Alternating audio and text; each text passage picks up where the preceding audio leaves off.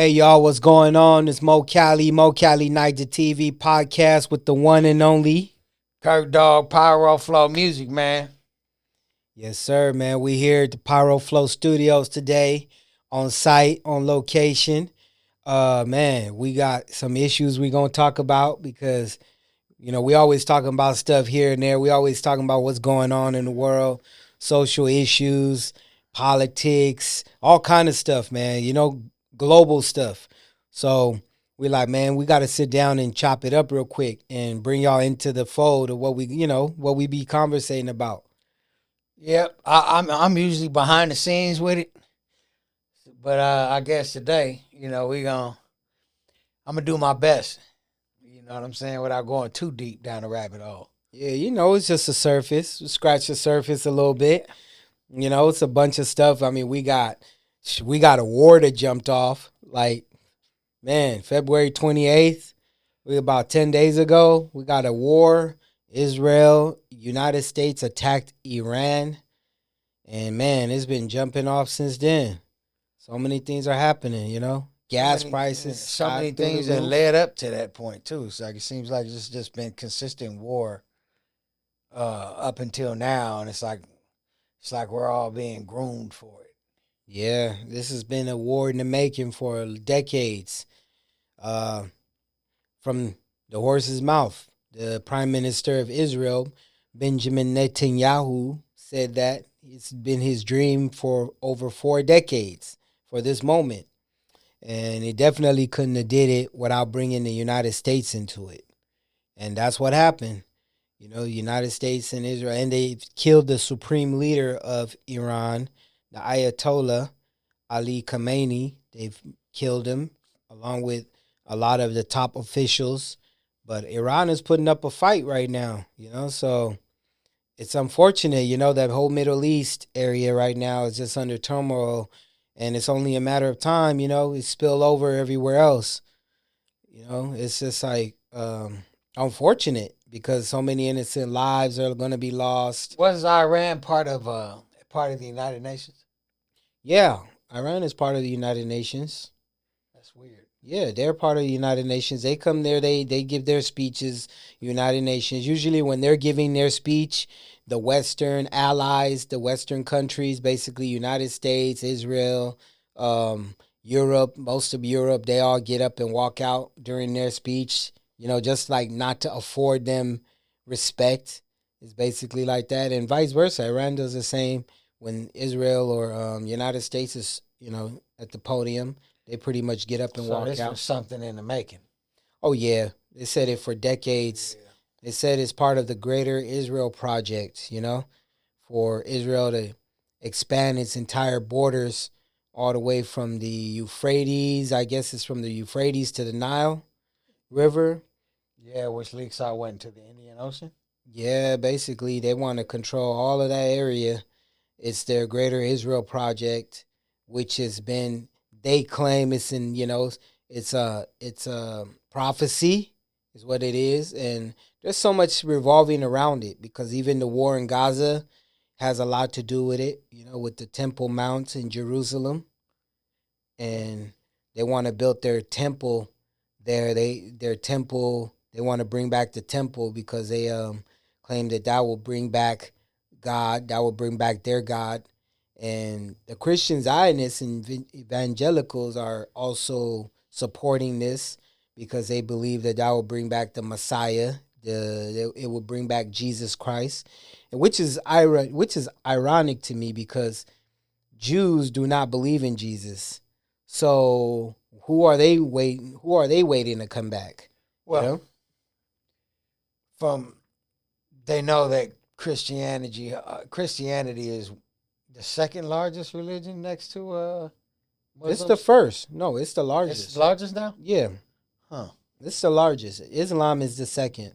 So being as though, they're number pullers, I would say their aim is to, and we're supposed to be a Christian country. Yeah. Supposed to be. Yeah. I would say it's a numbers game then.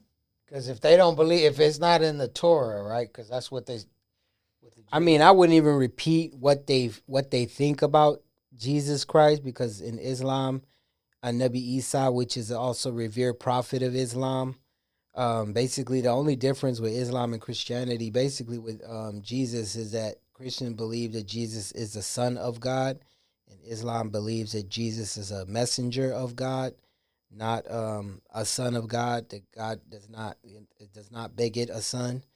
Yeah, we believe in his miracle birth. Um, but Jews do not believe in that at all. They believe they basically said. I mean, like I said, I wouldn't even repeat what they say, because we revere Jesus, which is Prophet Nabi Isa alayhi salam. We revere him very highly, so I would not even repeat what they say about him. But they say very, very terrible things. So that's where I'm like wondering, So where's the yeah, conflict? to bring the temple back, that God that gonna Yeah, bring Jesus back, yeah. So and they don't they believe. don't have him in high regards, and then there's no real, there's something else. Yeah, There's another agenda. yeah. And the thing is Zionists are different than actual Jews, Judaism.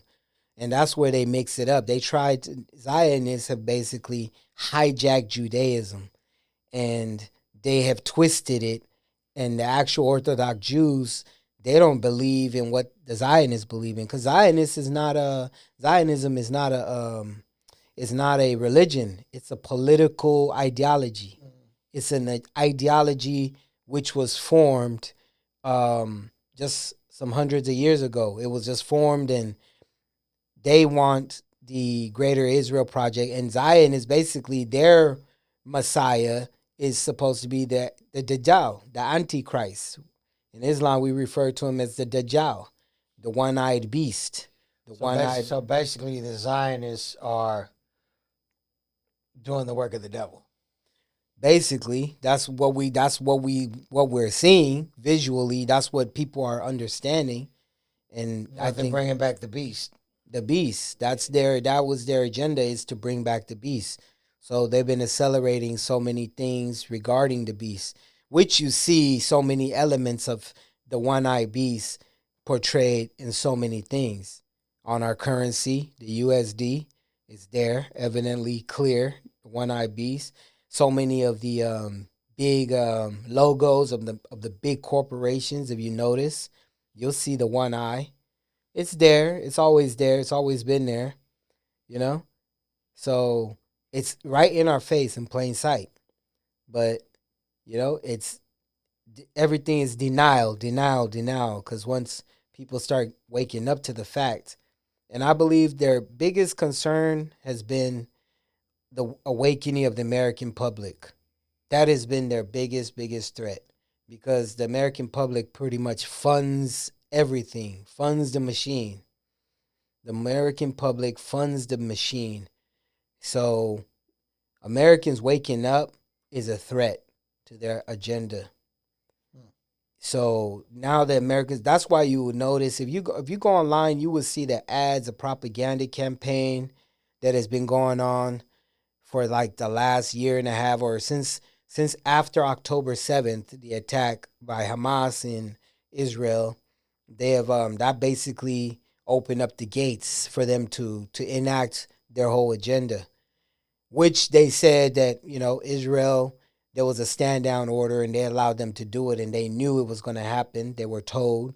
And originally, we can't hide the fact that Netanyahu funded Hamas to begin with. They basically funded them to be rivals to the Palestinian Authority. So it's an enemy that they want to have, because it helps them to push their agenda. You know? Right. Yes, it's really deep. It go a lot of ways. It has me thinking. I always tell you, once we always go down these rabbit holes, I've never felt so hopeless in my life when it comes to like what knowledge does for you. Mm-hmm. It's like, what does knowing do? For us as a people, to where we can counteract. What we're actually, like you described, we're a part of the machine. We're fueling it. Yeah. And for us to be able to come together as people can be next to impossible. Yeah. Based on all the separation. And my idea of the separation, which is it comes in 3 layers. You know, one is color, right? Next is race or creed or country, and then top dog is religion. Yeah. Right. Yeah. So I'll add a fourth one for you. okay, Political ideology. there you go. Yeah. And you add that. Oh yeah, because I've seen that take place, and it's ridiculous. It's ridiculous. And then you wonder because the way I feel about it is no matter who's in office, you know, being in America is a great thing. You know, if you understand what you're up against. Yeah. So I guess that's what the information can do for you. So you don't get lured into these things like religion, and politics, and racism, and then hating another mother because like how they try to turn us on the Mexicans, they try to turn the Mexicans on us. Yeah. Asians, and that's the hard part about America. The hardest thing is everybody here is from somewhere else. Yeah. They're melting pot. I'm wondering if that was a strategy. Yeah, it's a big melting pot, and it's hard to get everybody on one page, like you said, and that works to their benefit because the guys at the top they don't care about all of that. They have their own agenda. They keep getting richer. The poor keeps getting poorer. It's costing more and more and more to survive, to live. Everything's going up. The income is going down Ridiculously. ridiculously. And I don't know if you guys know, but New York, San Francisco, Los Angeles, I think New York is the only one semi-sustaining because they've always been, you know, and there's so many things going on there where you can actually work. Yeah. And make a good living enough to support, you know, a family. It may be a 2-family household, kind of like here.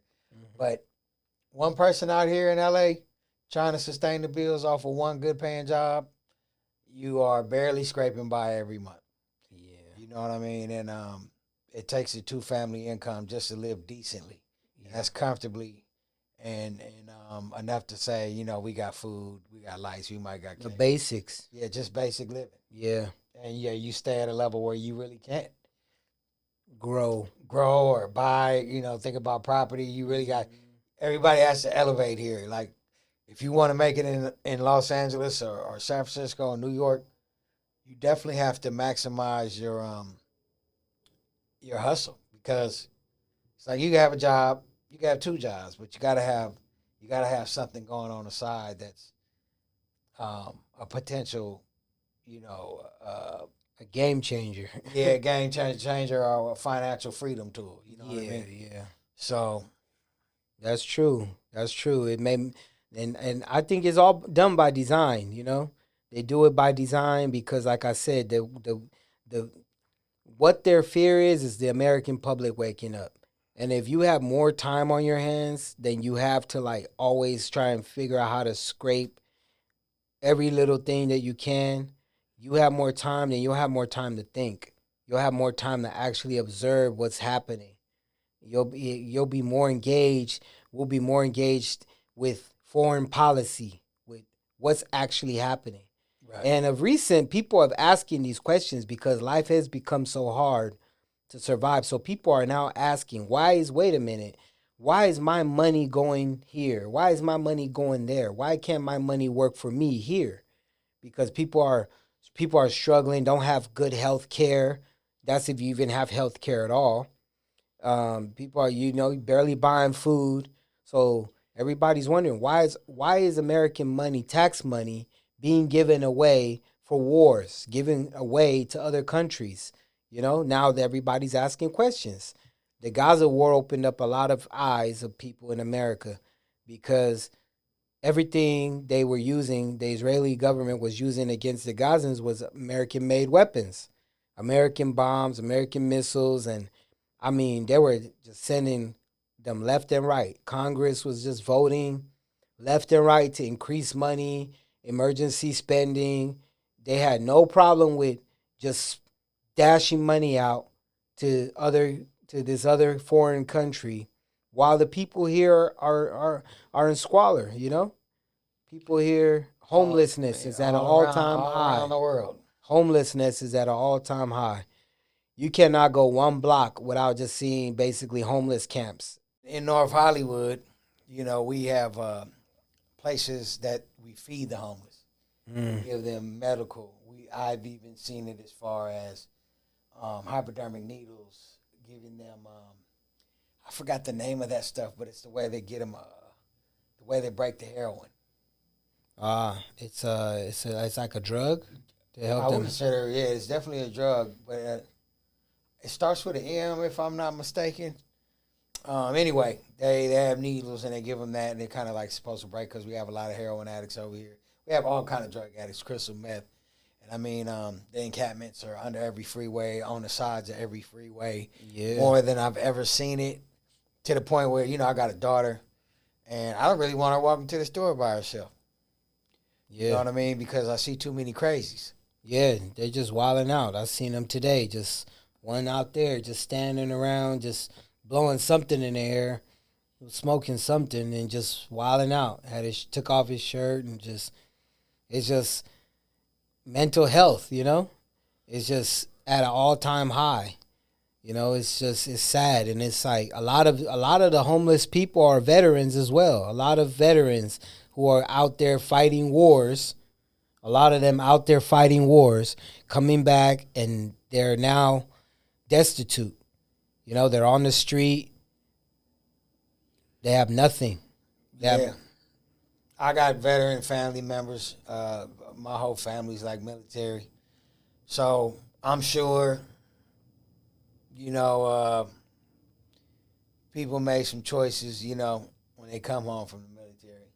Mm-hmm. And I believe a lot of it has to do with the medication they start giving you. Yeah. These meds that they claim to stabilize you. Honestly, it's causing people to lose sight of reality. And I don't think they know the difference between real and you see people talking to a person that ain't there. That ain't there. And it's like, okay, in their mind, they are really talking to somebody. Yeah. You could guarantee that's a conversation. Sometimes they be full-blown arguments with nobody standing there. Yeah. Who do they see? Yeah. They've also done a lot of experiments on soldiers themselves, The military has done a lot of experiments. I do know a soldier, a former soldier for a tank division, and that happened to him. He was basically like a guinea pig. They turned him into a guinea pig, and it got to the point where, he's like in a VA hospital, and they did surgery on him. They botched the surgery. It's just crazy. Like, when you hear the whole story, and people say, like, from Nigeria, right? People say in Nigeria, I always hear them saying this on news channels, like when we're watching like programs.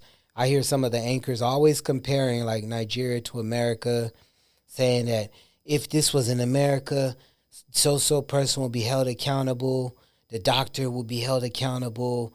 And I'm like thinking, like, I'm in the comment section like, no, they wouldn't, because what they do is they have you sign off on everything. Everything is signed off. We may screw you up, and you can't come back and complain about it. You signing it. You don't sign it, we ain't doing nothing for you. There's some things you don't have to sign. See, knowing your rights. But if they can get you to sign that document, there's certain things that you don't have to sign, and then there's certain things that you do got to fill out and sign. Yeah, there's ones that they lure you in with arbitration. Yeah, but a lot of the place, sometimes when you go and you don't sign it, they refuse you service. You're getting refused service because you didn't sign it. So they drag you in, and then a lot of times, like when it's a doctor's, when you go for consultation, this is just a consultation. So at the beginning, when they have you signing all this paperwork, they're already having you sign paperwork to the end result of if they're going to do surgery on you, if they're going to give you a particular treatment. This is just a consultation. So at the consultation stage, it should just be about talk, discussion. Then when they now present the options to you, this is what we have found to be your issue. This is what are the steps that are going to be needed, to get you right. Then that's when that level should come in. But at that level, they're still going to bring another one as a backup and still have you sign more. Like, who should we call in case you don't make it? Yeah. And you sign off your rights. So basically, at the end of the day, you still sign off your rights. So many things. We sign off our rights online, right? When you sign up for something on social media, that you have the maybe 500-page document, it's astronomical document. You're trying to go through it. There's no way you can read that whole entire thing. And you could, but, take you a while and for you to even understand it. But basically, you're signing off your rights. They're going to have access to your phone, your files, your camera, your microphone, basically everything you have in your phone. They have access to it. Right. And we sign off because we want to use it. And at the end of the day, it's like, hey, you signed up for it. Why are you complaining? There's a signature. So what if it's harmful? You agreed. Man. Yeah, it's a cold game out here. The number one problem with America, to me, always was insurance. Insurance, especially when it comes to business. Mm-hmm. Because, insurance is always looking for a way not to pay. And lawyers,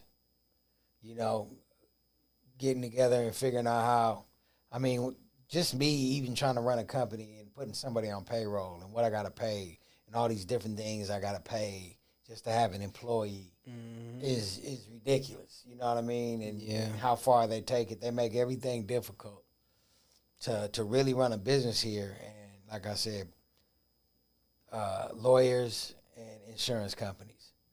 You know what I mean? Mm-hmm.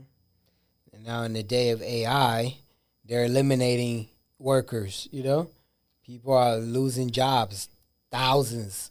You hear about these companies, 92,000 jobs gone, 50,000 jobs here gone, 15,000 jobs gone, replaced with AI and machines.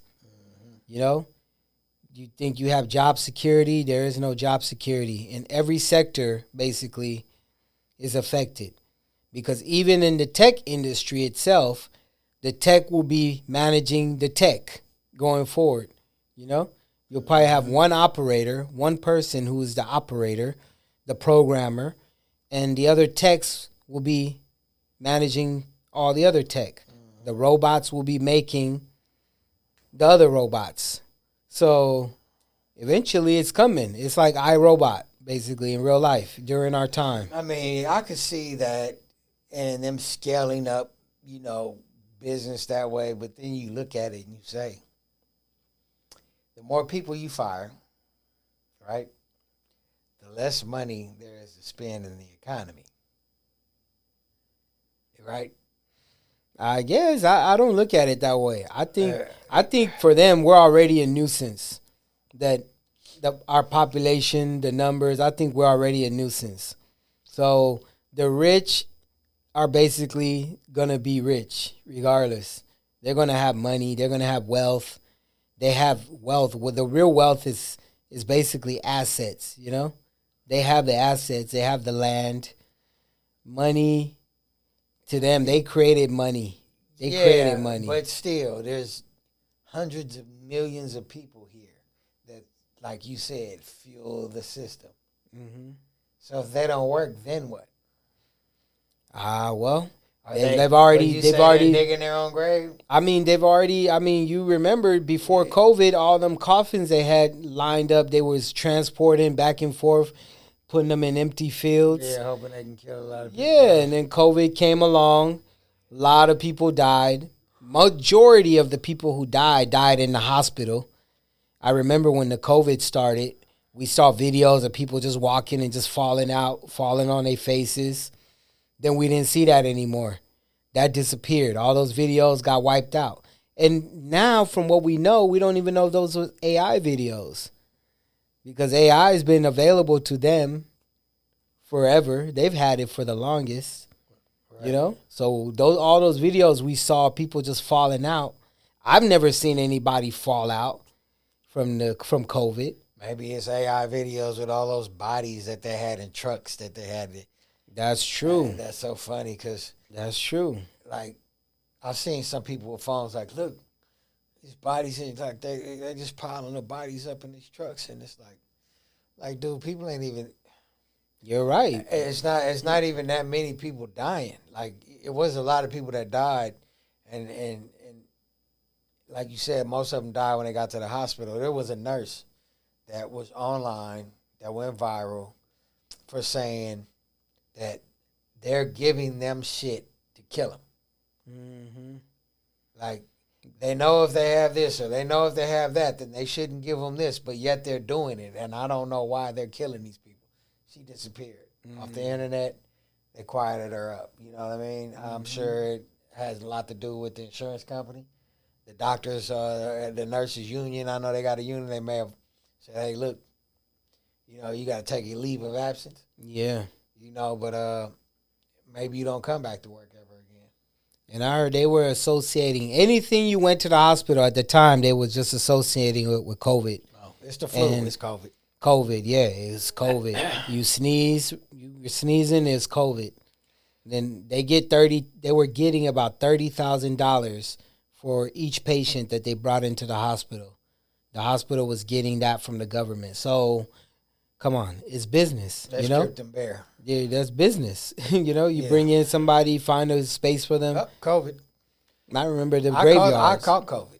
You know, and the reason why I know it was COVID because this is something that I've never. I'm very strong when it comes to my immune system, and I have been beating myself up, been working 20-hour days and sleeping 4 hours, and I had a business in Hesperia. I had a business out here, you know, all these things going, parent shit going, and just really pushing my body to the brink of exhaustion. And I remember when I caught it, and I instantly got a fever, and it wasn't a light fever, it was heavy. And then the pain hit me like when your body aches and the chills. And then I remember, you know, going home, trying all my normal remedies that get rid of shit like day of. It was not working. Nothing of the natural remedies worked. And then I remember laying down and not being able to sleep because no matter which way I lay, my body ached. I would break the fever. I would starve for a day. I would break the fever. And then if I ate one little piece of food, my fever would come back. Oh, wow. Never experienced that ever in my life. Yeah. And then the inside of my nose, I lost my smell. But the inside of my nose was raw. Like as if a bacteria ate up my nasal cavities. And then I had a cough where I couldn't bring up the mucus. Right? And it was just tight in my chest, but nothing could bring up the mucus. I tried all these different things. I had all kind of stuff. And I think that was you that told me about the breathing treatment? Oh yeah, with the with the eucalyptus. Eucalyptus and boil the tea it tree. over, yeah. And then when I breathed that in, that healed my nasal passages. Shout out to my aunt. My aunt taught me that back in 9ja. Auntie Aisha. Yep. Shout out to her. Shout out. She saved me. She taught me that with the real eucalyptus leaves because they have we had a eucalyptus tree. Yeah, I think I was just using the oil. Raw oil. Yeah, the raw oil. Yep. Yeah. And then I lost my taste right after that. Like the taste was gone. So no matter what I ate, I couldn't taste it. So that's something I never experienced. So whatever that was some man-made shit. Like. For real. Like, isn't there? And then at the end of the week, when I finally got over the fevers and all that, it took a week to get past that point where I could get out of the bed without feeling like I was going to die. You know what I mean? When you stand up in your head, it feels like it's going to fucking explode. and I still had to do things. I still had to work, and they would have definitely admitted you in the hospital. You went to a hospital. hospital. And they would have killed me. They would have dragged you in there. They would have probably. They would have killed me. I don't know grown office people come in there, drag you in there, and quarantine you. So I went through one more week. So it was a total of 2 weeks. 1 week bed, damn near bedridden, and the second week it was finally getting up the mucus in my nose healing and dry, and all the sinus headaches healing up, and getting my taste back slowly and my smell back slowly. Wow. Yeah, I was fortunate. I was unscathed during that time. Fortunately. But they had us all worked up. You had to be, because even if whatever it was, even if you're suspicious about it, they could be the ones poisoning us. They could have been the ones putting something in the air to kill us at the same time. So you had to be skeptical. Even if you don't believe in COVID, you have to be wary, of what was going on, because the narratives of everything they kept, and then they made this emergency vaccine to give everybody this vaccine that nobody knows anything about. There's no trial period. Yeah. There was no trial period for that vaccine. And after that vaccine, we had multiple hematomas, multiple deaths, fallout deaths, heart attacks, strokes. Yeah. But the head swells, like brain hemorrhages. A lot of people that I know experienced that. Mm-hmm. And they didn't do a good job bringing Mr. Bill Gates, being the advisor, being the spokesperson for the vaccines. I'm like, this guy, what does he have to do with vaccines? He's that guy. They don't even let people who aren't doctors, talk about medical shit. So how does he even get to cross that line? It's something I always wondered about, but I do know why. Yeah. You got money, why. And you one of the head investors in American businesses. Yeah, and he's the one who's funding a lot of these research with his foundation, the Bill and Melinda Gates Foundation. Oh, yeah. Him and his wife, his ex-wife, because they're now divorced due to she ran away because the Epstein stuff, the Epstein saga. Because she said this herself on the interview, that she saw things about popping up with him and Epstein, and she told him, get away from that man. He's terrible, yada, yada, yada. And, hey, that's a whole nother story. And he's over there in Africa, in Nigeria. He's always over there in Nigeria. And I said this previously with my guy, Yusuf. We were just talking about it on another episode where he's there in Nigeria. He's in Africa. He's all over the place over there promoting healthcare, vaccines, our food. He's over there about Monsanto, about playing with our food, genetically modified foods. And I'm like, man, I'm never excited when I hear that man is somewhere. I just remember his famous 1/3 of the population needs to die speech. Yeah, you're right. He said 1 billion people. We need to get rid of 1 billion people from the earth to balance CO2 emissions. Yeah, we're killing the earth. 1 billion people. So this is a guy that we're gonna rely on for healthcare, and they asked him, how would you do that? And he said, through vaccines, through food. That's what he said right after that statement. Because when he said that statement on stage during the TED Talk, the audience was shocked. And they were like, how would you do that? They asked him, like, how would you accomplish that? Eliminating 1 billion people for somebody of his caliber to say that? And he said it. Through food, vaccines, they can do it through those programs. Okay, and then all of a sudden you have a plandemic, as I like to call it, and many others. But you have him as the face of it. Yeah, the spokesperson, right? And right now I'm very concerned because he's in Africa. He's all over the place. in Africa, all these different African countries. He's in Nigeria all the time. They're trying to normalize him, make him look very human to us, and they have him in commercials trying to look cool with celebrities and artists. You know? I'm like, get him out of there. You know? And we spoke about this with Yusuf on the other episode we did. And he was telling me about the ginger production that we have, because we have the best ginger in the world, Nigeria. Mm-hmm. But now they said that they were sneaking in GMO ginger. They were planting GMO ginger, and it's been destroying the crops. It's been destroying the soil. Mm-hmm. And right in our hometown, Kaduna, he was telling me this. He was explaining it to me that right now in Kaduna, they're having that problem, and our ginger isn't the same anymore. And the farm that they used for the ginger, and nothing else can grow. It doesn't grow no more. Like, the land is being destroyed. Yeah, it makes it unfertile. And GMOs was not legal in my country previously, so they found a way to legalize it or to sneak it in, because they said a lot of times they're sneaking in the GMO crops in the markets.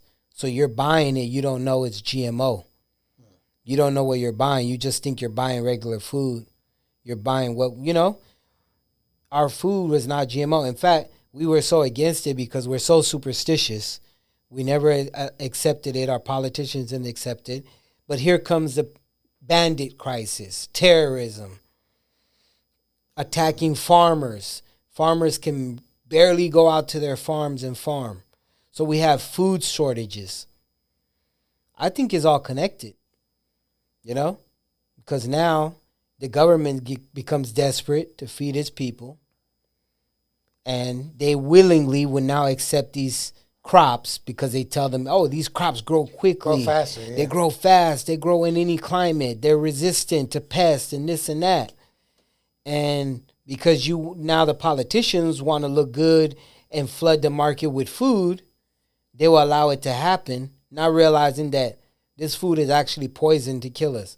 Because when he made that 1 billion man statement that 1 billion people need to be eliminated, who do you think are the first people that should go? You know? Who do you really think are the first out of that billion people? Who are the first to go? Minorities. That's why during the COVID time, him and his wife specifically, when they were on television doing the broadcast for COVID, they specifically were targeting Native Americans and blacks. They were specifically saying that, oh, we're the most vulnerable community. We're the most vulnerable. Obesity, we need to diabetes, go. We need to go get it. We need to cell, be. If you have any, yeah. We need to go get it. We need to be the first. We need to hurry up and get it. They were pushing it, and it made black people more apprehensive. As far as forcing motherfuckers to get it, or they gonna fire you. Yeah, you're right. Do their job.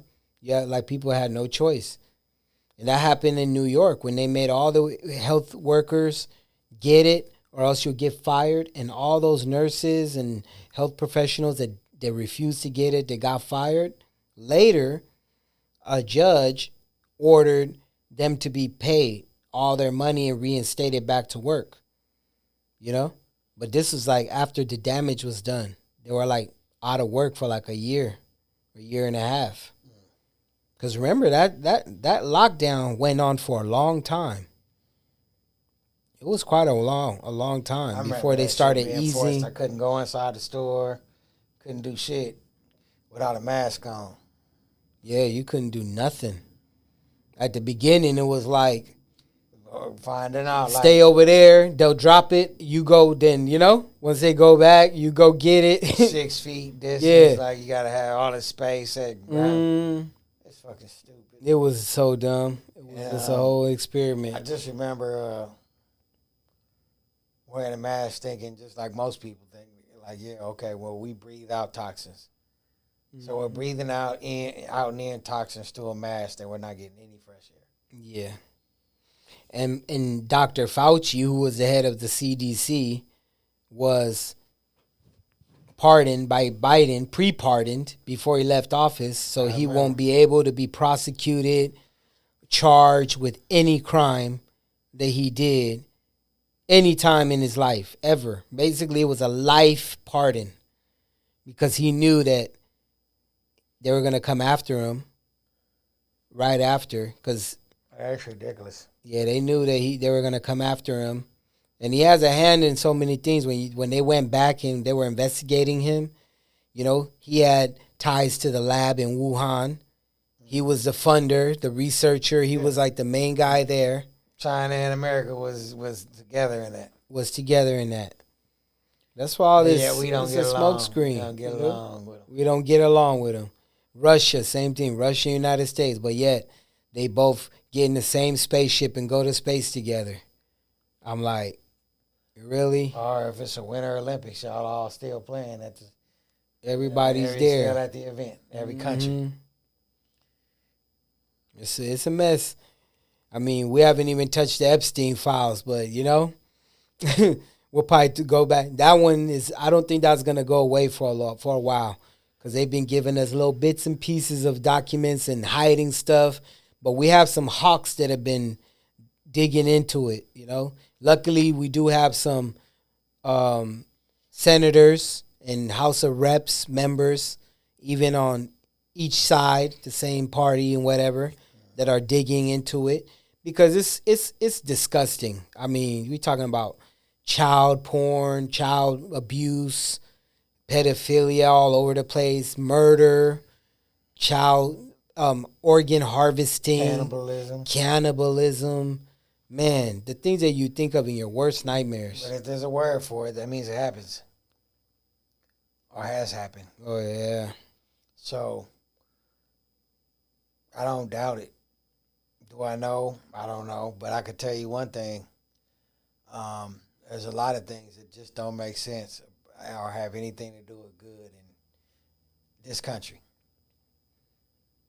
And those people are still in power. It would kind of help explain. It kind of explains things. But yeah, you got to get past this. You got to go deep. Like I said, whenever we go deep down that hole, and every time I get to a point where of understanding, it's like, well, what can we do as a people about any of this shit? Like, what are we gonna do? Are we gonna come together? And if we come together, then what? It's starting to happen though. Like, people are coming more and more together on things. Then they look for something. They're never gonna stop. That's the thing we have to always remember. They're never gonna stop. So we have to stay focused. Because I find myself with people that we have differences with. We start having some commonalities. We start coming together. Then boom, something comes in, something happens, and it just spirals out of control again. Back to differences. And it's like, yo, don't lose sight. Don't lose track of what really it is. This is what they want. They want us to actually be at each other's necks. They want us to be at each other's throats. A white woman. Yeah. And now all the white people are waiting for the blacks to say something. Mm-hmm. And the blacks say, well, where were you when they killed ours? And now they just created that gap again. That gap again. Yeah. And I want to say, when we had the civil rights movement, which was very real, it was real peaceful shit. Like, these protests now, people are out of control. With destruction. Yeah, they destroy shit that has nothing. And then they go after the wrong things. Right. And even in the 1993 riots? Yeah, 92? 92, 93, yeah, okay. 92, 93, around there, yeah. On me. Yeah. But it's blacks burned up their own neighborhood. Not technically. You know what I mean? Yeah, not technically. They did burn down the liquor stores, but they didn't belong to blacks. Yeah. In this case, these people like the ICE thing, and I guess it's kind of the same thing. They start tearing up public property. Yeah. That put a lot of fear. People get hurt. People get shot. People get killed. Mm-hmm. Especially when the freaking Marines roll in.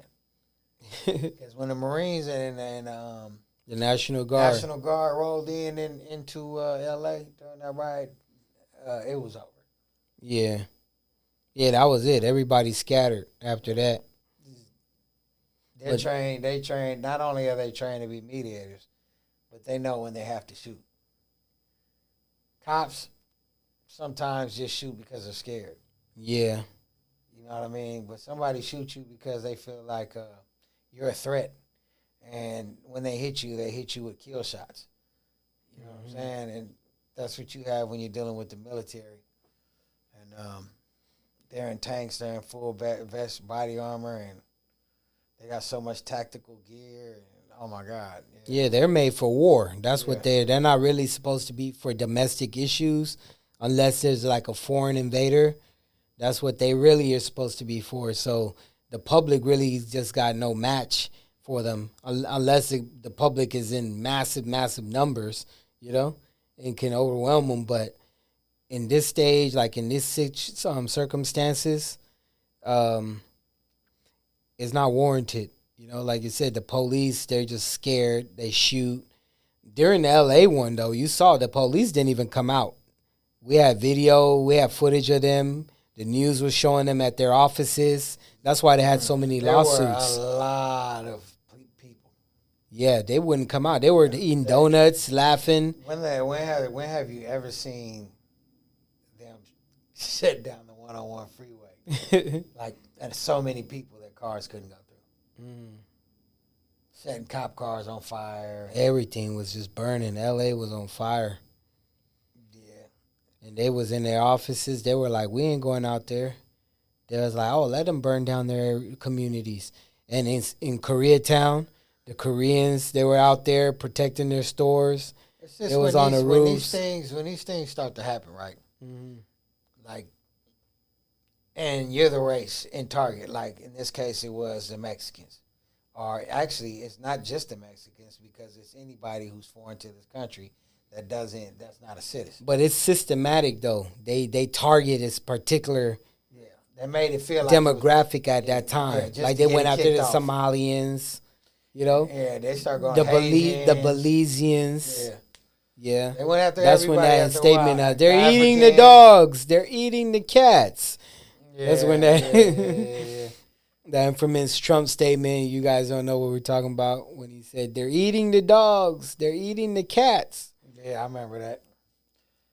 That was the Haitians, wasn't it? And then they had the Venezuelans. And then the Haitians. And then they even, I don't know if you remember them mentioning this, but they were saying the Iranians were sneaking in America through Mexico, and there's multiple of them here. Yeah, I remember they were saying that, many, many different, and this was from the Middle East are where we're sneaking in. That was one of their big targets. Yeah.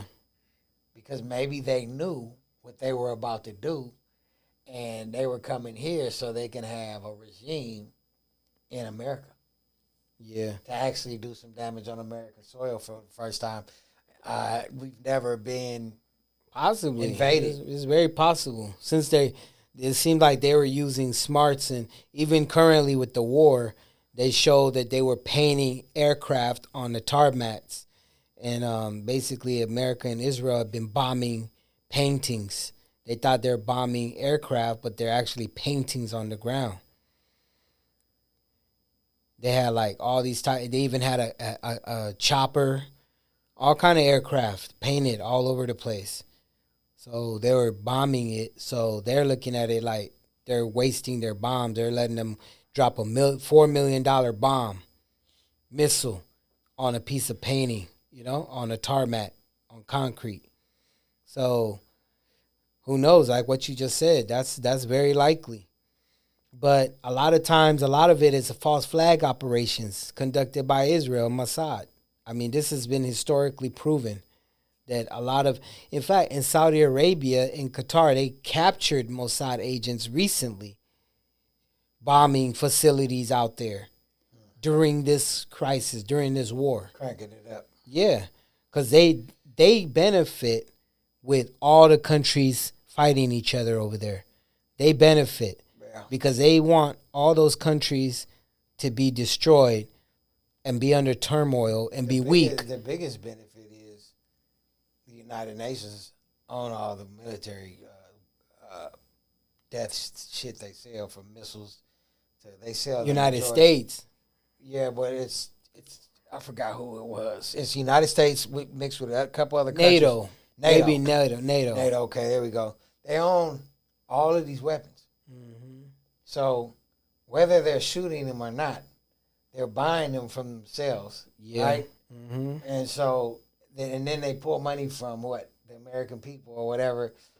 At the end of the day, they benefit from war because they're selling all the war weapons. All the weapons, yeah.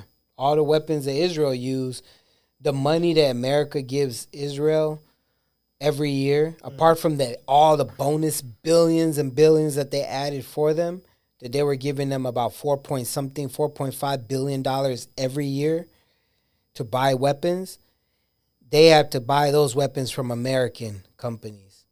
Raytheon, Boeing, what's the other one? What's the one that Dick Cheney had? I don't know.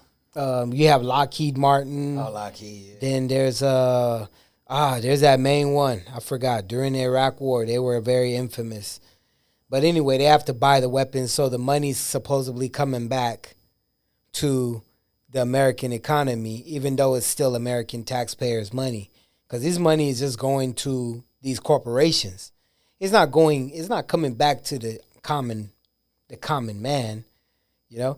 And Trump's first presidency, if you remember, his very first trip was to Saudi Arabia. When he went to Saudi Arabia, very first trip, he left his country. He went to Saudi Arabia. Why did he go to Saudi Arabia? You know? And they purchased $200 billion worth of weapons from him. Even of recent, during this presidency. From what I understand, when he went there, he wanted to renegotiate the whole petrodollar agreement. Wasn't that part of it? I don't recall that. I recall that he sold them. They bought $200 billion worth of weapons from him, and after that, you know the irony of it is that there's a Simpson drawing, there's a Simpson scene that they kept showing of them surrounding something, and they had the Arabs there and all of this, and they had that same scenario play out in real life. Because they always say the Simpsons always want to know a lot of stuff. Look at the Simpsons; they predict a lot of things. Right. You wonder why, you know? Right. So, man, it's a big rabbit hole, like you said, to go down. But we just scratching the surface today. And, hey, we just said let's join y'all in, bring y'all in on this. And we're going to have some more going forward. And you guys need to stay tuned. And don't forget to like, comment, subscribe, and share. Subscribe to Pyroflow Music as well. Yeah, I'm getting to the politics over there, but my music is a little gritty. You know, I do talk about topic-based stuff. You know what I'm saying? But pretty soon I'll have some, live stuff there to where you guys can see the process of some of the stuff we do here. You know, some of my podcasts. Me and Mo Cali have a podcast on the Pyroflow music channel as well. Stay tuned. So, subscribe to Pyroflow Music. Is it Mo Cali 9ja TV? Mo Cali 9ja TV. And shout out to everybody out there in Nigeria and all over the world. And stay tuned. Peace.